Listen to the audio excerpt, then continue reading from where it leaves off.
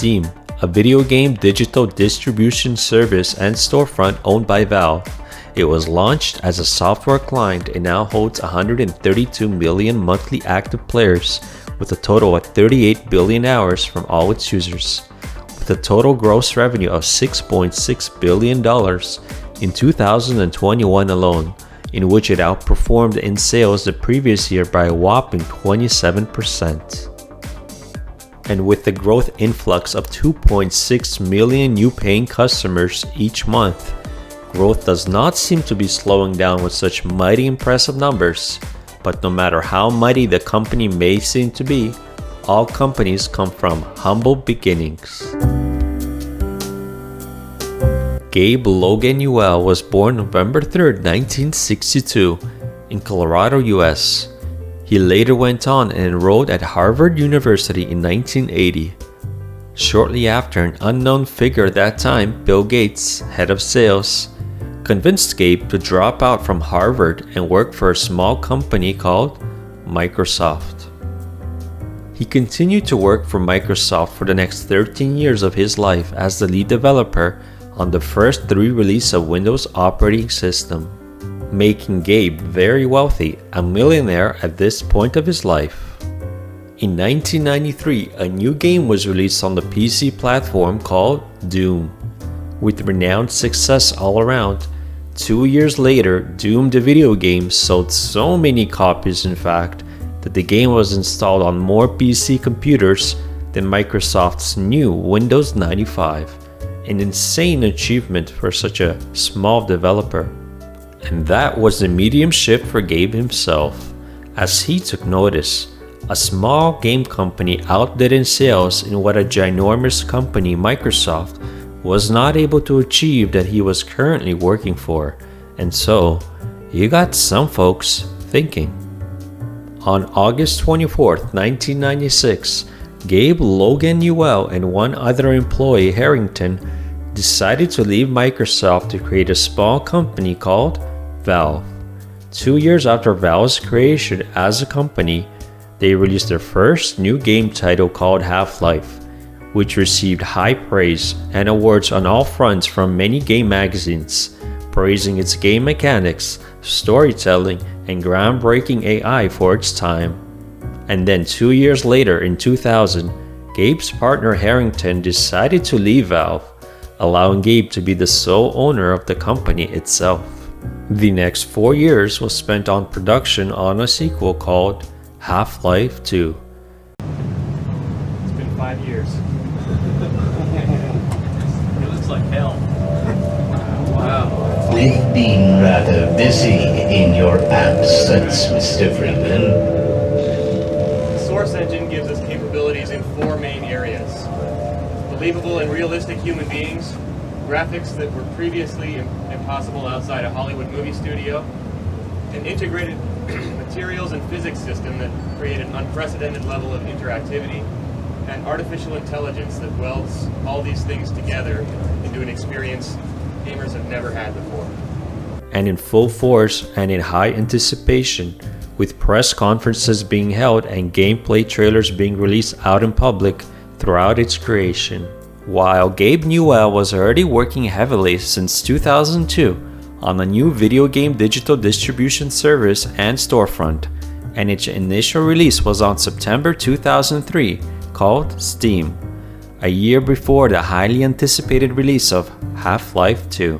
One of the first non-Valve titles to find itself on Steam, Relics Entertainment created a special version of its game called Impossible Creatures.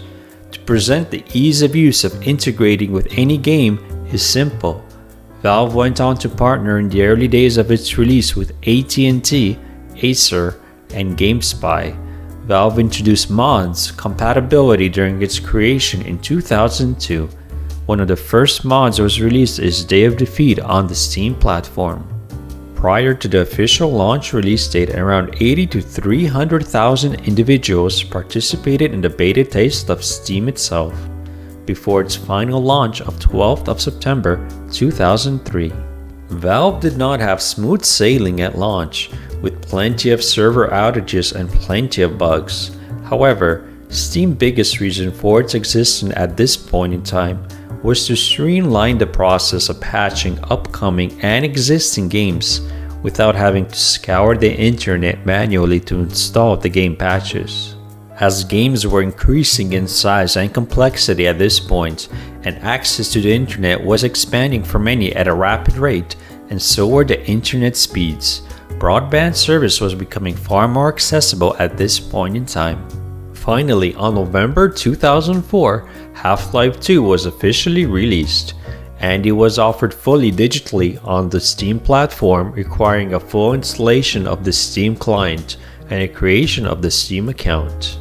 Of course, physical copies of Half-Life 2 were still sold in-store as well. However, some were reluctant with the Steam in itself, and concerns about ownership and licensing of their purchased games and the software requirements to play their own games.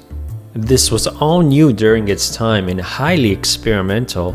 These problems were further exacerbated with the release of Counter-Strike Source in the same year as Half-Life 2, with plenty of overloaded servers on Steam crashing the whole platform sometimes.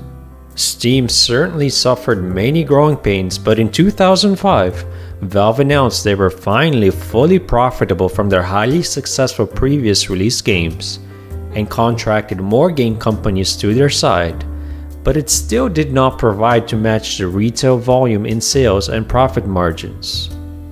2 years later, in 2007, world-renowned developers such as ID Software, Eidos Interactive, and Capcom began offering their many titles on the Steam storefront.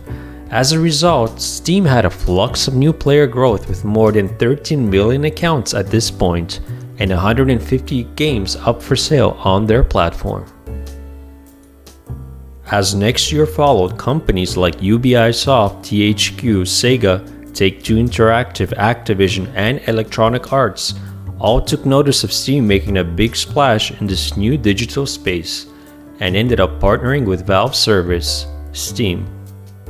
Then AMD, formerly known as ATI, in the same year went off to offer a free copy of Half-Life 2, Lost Coast, and Deathmatch in its Catalyst drivers for the Radeon graphic owners.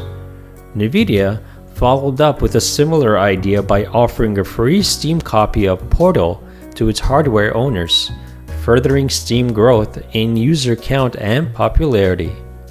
As time went on, Steam growth became very expedient and was well on its way to become the mega digital giant as it's mainly recognized today. By 2014, the total annual game sales were estimated to be at around $1.5 billion, still a fraction of what it earns today.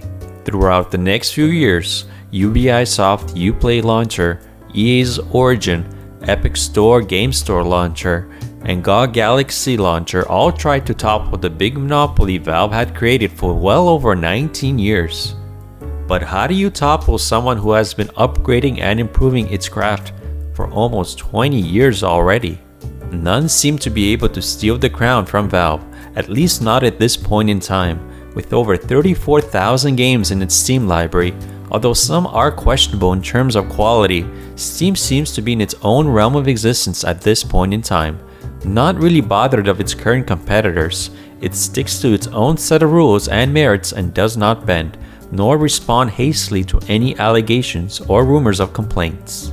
As the years went on, Valve has added a whopping ton of feature-rich components for the end user on the Steam platform. Community forums, broadcasting, greenlighting, media sharing, game sharing, countless game workshops, marketplace, game streaming, curation, and the list goes on. For now, the competitors seem to be lacking behind quite a bit in terms of these menu services.